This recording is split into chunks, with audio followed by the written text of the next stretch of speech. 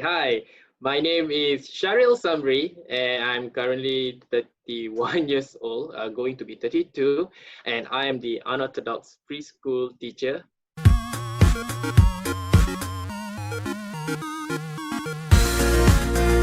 Yo, what's up, guys? This is the I'm Educator, and today is another coffee talk with men in preschool. In today's coffee talk, we invite Sharil Samri to share some of his insights about the early childhood scene and how is it like to be a male educator in this industry. Without further ado, let's welcome Sharil Samri. Okay, guys, we now enter our coffee talk with men in preschool, and now we have Sharil Samri with us for this episode. So, without further ado, let's hear a little bit about his background.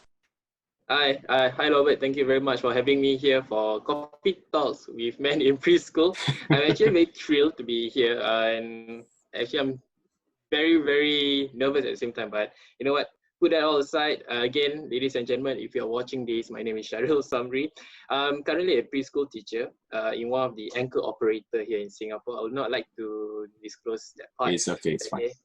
Right, and I've been around for almost 4 years, still new, and I'm still learning and still improving as the day goes on.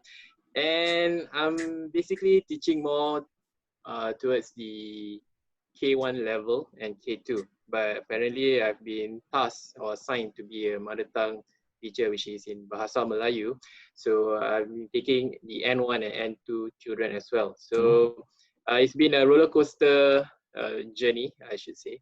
And it was a fun one. There are also down moments, but you know what? At the end of the day, it's my choice of career. So I wouldn't like to complain, or say anything negative about it, because at the end of the day, it is still the same job like other people out there, like the bus driver, any other teachers, any professionals out there. We are still earning and trying to make a living out of it. As I understand, you were previously not graduated. Your first diploma wasn't in EC, right? Early childhood. Yes. I was actually a student back in Republic Polytechnic, and I was doing digital entertainment electronics. Now they already changed the name into EEE, Electrical and Electronics Engineering. So it was something very off from what I'm doing now. But there was a module that actually touched on entertainment, and that part actually touched on educating the children as well. So I took a little bit of that knowledge and tried to implement it into my everyday teaching.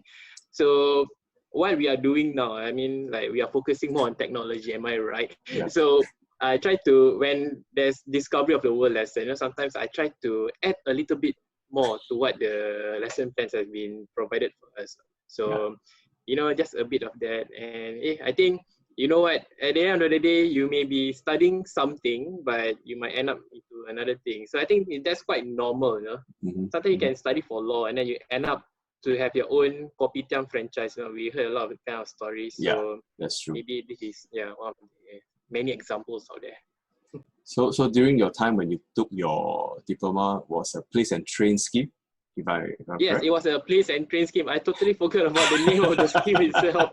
I was thinking I think it's something to do with work and learn at the same time. Thank you very much for reminding me. Yeah. Wow. I don't even remember the scheme name at all.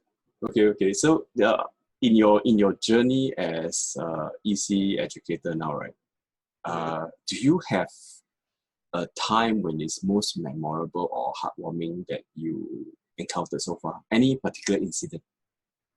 Okay, one of it was last year during Teachers' Day.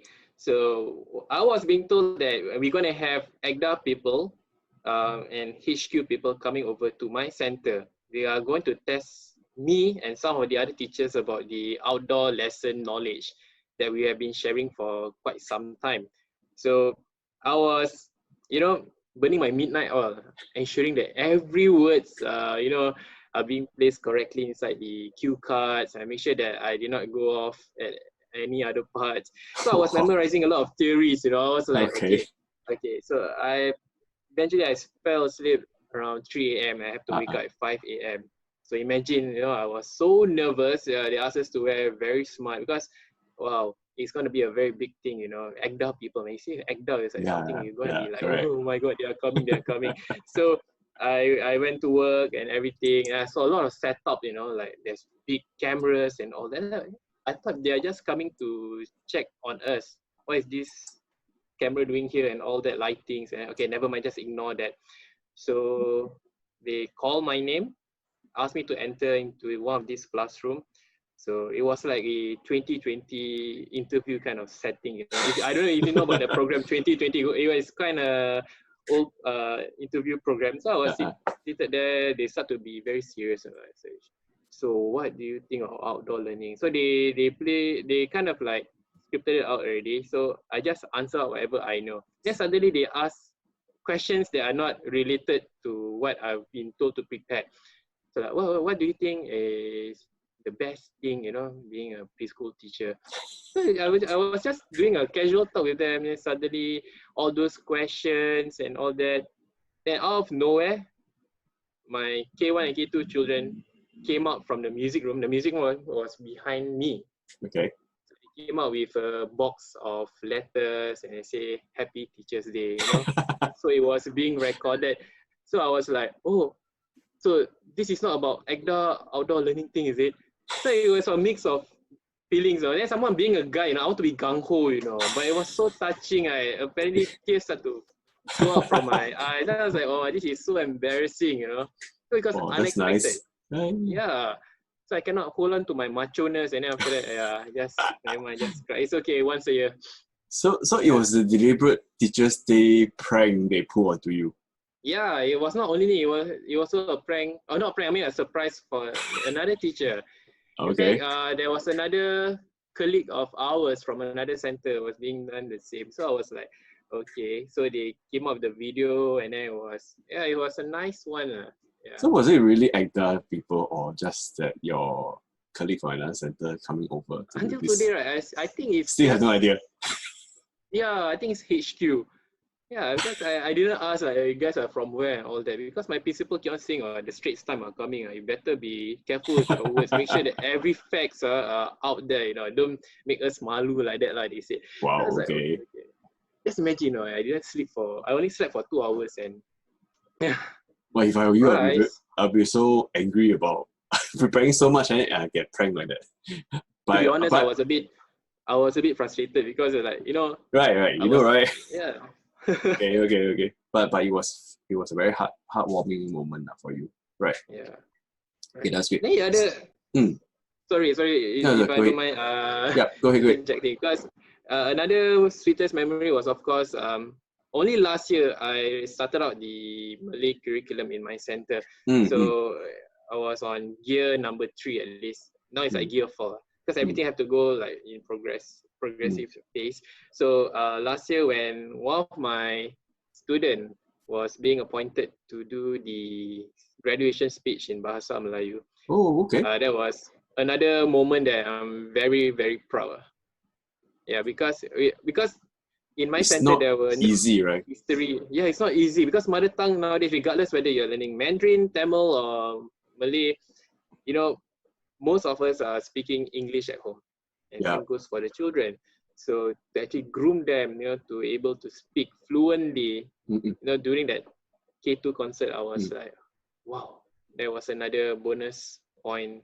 Yeah, but even though we teach mother tongue, right? But to do it like a public speaking kind of thing for a child especially, it's not an easy feat to do, right? Yeah, so it's not easy. And then I'm not saying it's the worst part, but the most challenging part is that the mom of that child is a primary school teacher. Oh so there's a lot of expectations going on. I was like, okay, we better do this right. You know, there's a lot of practices. You know, we keep on rewriting the script to make sure that he's comfortable and all that. But hey, at the end of the day, after 3-4 months, wow. Okay. So the mom must. I reward him also actually. The mom must be super proud. Yeah, they were very proud. I mean, the mom and dad, they take out the DSLR to video it. Yeah. Okay. And I was also feeling nervous because there are also other Malay teachers in the district itself. So I was hoping that, you know, like everything will go smoothly. If not, I will get scrutinized or criticized by the other Malay teachers. Like, this new boy, don't know anything and suddenly want to teach Malay language. You see, like, yeah. You know, sometimes I have that things, you know, in my head, but I just like, okay, like what my principal advised me, just flush it out from the system and just do it. Sometimes you give yourself unknown stress that, you know, when you take up a new role and responsibility that probably is not very common, right? Yeah. So talking about that, so what's your most challenging challenge? Any particular incident? For the first 6 months when I was in the industry or in the center itself, it was the part of adapting to the work culture, the do's and don'ts. The work culture, when I say that, I was already working previously in another company where it's balanced, kind of, you know, there's female, there's male, in a normal setting. And then during national service, there's a lot of guys. So, you know, everything that we say, you know, it can be very blunt or direct, and we meant it like, it's okay, it's just him being him. So when I'm exposed or in the female predominant industry, you know, I was asking myself, is it okay if I tell this kind of joke? Of course, it's a proper joke. And sometimes you just, you know, during lunchtime, you just want to have that chit chat thingy going on. Is it okay if I share with this kind of topic and all that? So it took me 6 months to really break the ice, you know, and to be myself. Because before that, 6 months, right, within that 6 months, I was trying to be more like, Malay say step hero, like that, like, just act handsome, like that, you know, don't say anything silly and all that. Because I'm not sure whether I'm okay to be me, or whether I have to be like, you know, a male teacher, which I don't know if there's such term or not. So it was a period of adventure. So I do some trial and error. Is it okay to be like this? And then when it comes to routine or duties of a teacher, right, you know, sometimes I know that I can't do such things, but when the children unexpectedly comes toward you, and then, for example, they hug you from behind, you know, sometimes they say, "Teacher, real, I love you." You know, sometimes small things like this, I do not know how to react, to be honest. At the beginning, right? Yeah, it's very challenging. Quite... the workload itself is, I should say, is the same. Is man or woman is still the same responsibility. But at the end of the day, it's just the atmosphere, you know, trying to adapt to new changes and all that. So, you don't know how to, whether to be friendly or to be a serious kind of image towards their colleagues, right? Yeah, because when I was, I received a few feedback, actually. They said that I was very serious. Oh wow. First few weeks, I was very serious. I don't smile. I don't mix with them during lunch. You know, sometimes women, they have their own coffee talks during lunch, you know, that kind of thing. And sometimes the topic, you know, is like, okay, I'm a guy, so if I say this, or if I say that, hey, I know about this, will they judge me for being like that, like this? So I kind of distanced myself away from them. So I went out to eat instead of eating the school food, until they asked, hey, Shari, join us along. Then after that, they start to open up, and slowly, it took me like 6 months. Just to be comfortable and to be me. Yes. Yeah, that's understandable. Okay, so what do you think is the current perception of males in the early childhood sector, in that sense? Okay, to be honest, first and foremost, I feel that it's always a matter of us being paid handsomely or not. Especially for us men, and then when we are dating or what, then the girls or the woman, the lady will ask like, hey, okay, the preschool industry, are they paying you a lot? You know, I heard preschool teachers only pay you peanuts and all that. But whatever they are referring to is the knowledge of the head back then in the 90s or 80s. Because back then, yes, preschool teachers are being paid like $750 per month. I dare say that, because it's being shared by most of the veteran teachers, preschool teachers. I heard of 600 actually. Yeah, I mean, it's 600. It's around 600 to 700 plus. Yeah. Yeah, it's like my NSF pay lah, like that. Correct. Yeah, so Being a male figure, especially the ladies will tend to ask that kind of question, you know, is there even progression, you know, in the career? Will you be stagnant? That kind of thing, because they don't understand. All they know is that there's preschool teacher and there's principal. That's it. But if you are in the industry, you'll know that there's a lot of tracks, you know, you can be curriculum specialist, you can be this and that, you know, so you have to explain to them bit by bit so they understand. Other than that is, they always think that we are so lembek, you know, in Malay say. Yeah. Lembek means soft. Oh, yes, that's very common. Yes, which is, I'm trying to prove, I mean, that you can just be whoever you are, you know, you can just be a normal man, you know, and then just do your job. You don't need to be lembek and all that. They always have this mindset, I think Shahril is like this, like that. That's why he can click well with the kids, which is wrong. Which is not true, because we can just be as, you know, a man wearing number 4, coming back from outfield, and we can just teach the children. You know, I just want to show that, yeah, we are still who we are. We're still men. Yeah, we're still men. Yeah, we still do our IPPT, our reservists. Yeah. So in that sense, what do you think is the unique role that us male educators can play in the EC sector? Like they say, if a female teacher is a motherly figure, then we are the fatherly figure. But we are I should say that we are the balancer of everything inside the classroom, because not balancer, what is the other term we call it? Neutralizer. So sometimes when mommy in the kitchen, she's very moody and all that, you know, and then there are the children, and then daddy will always be someone that, you know, like, hey, it's okay, children, you know, and after that we also help to calm our mommy, you know, like, you know, we have this unique peacemaker role, thingy. Yes, yeah, so that not to make the day awkward or worse for the children. They just did like, hey, it's okay, you know, we are not angry at you.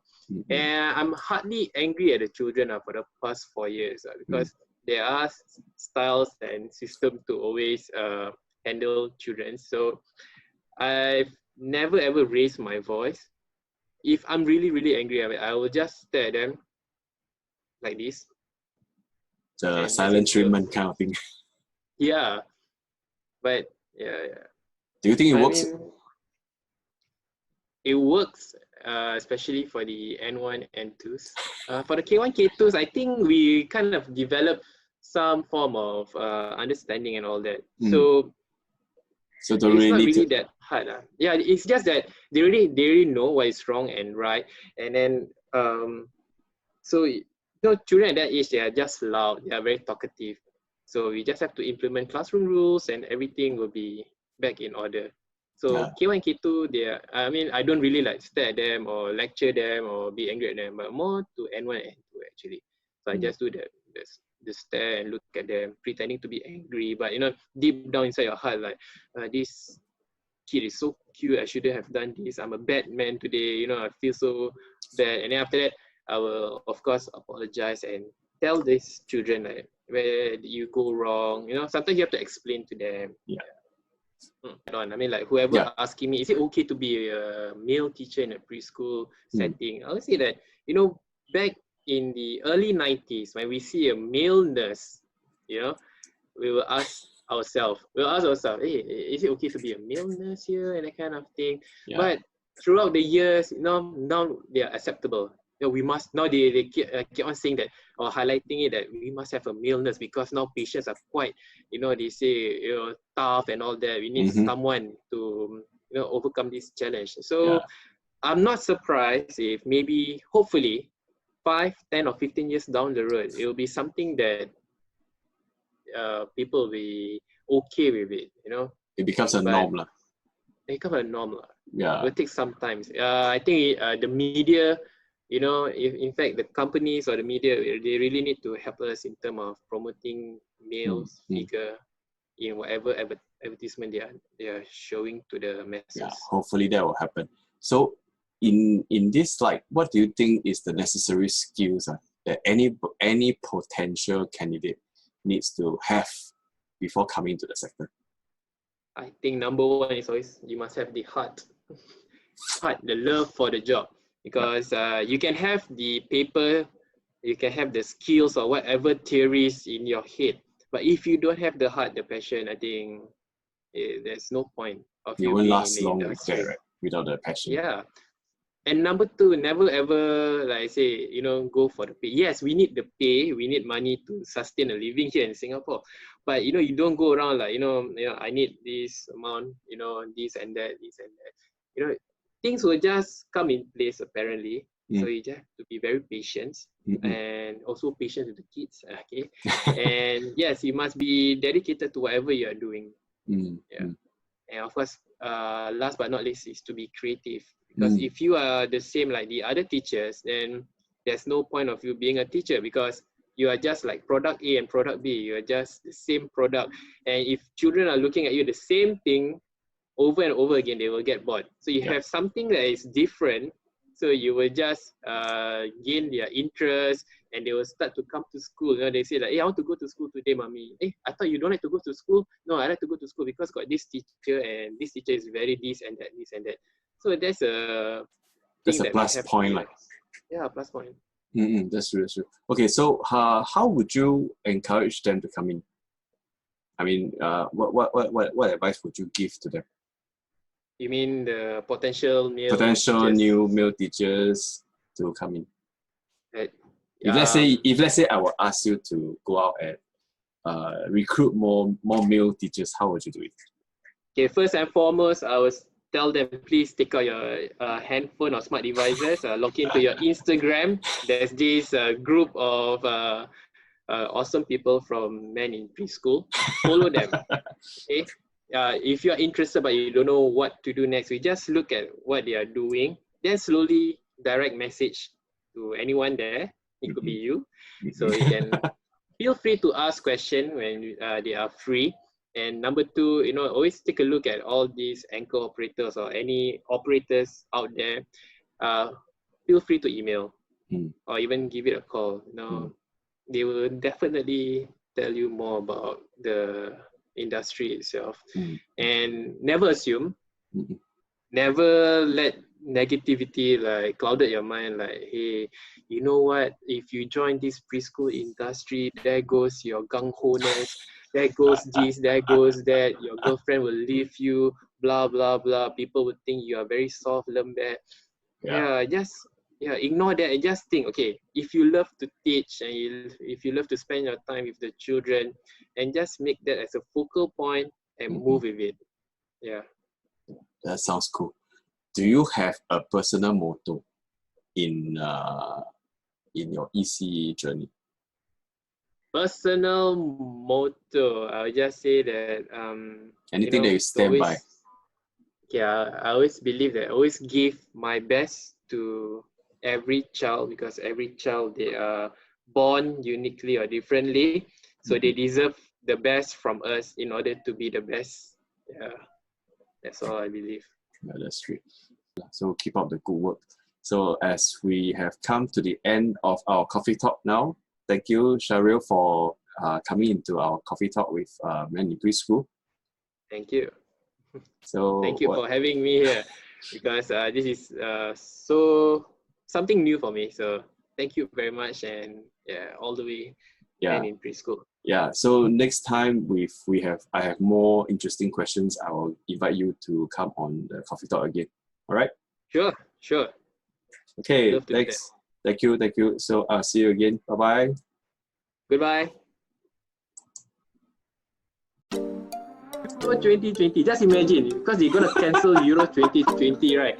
And they're going to bring it forward to 2021. Imagine if I sell this on eBay, how much will I get? I know.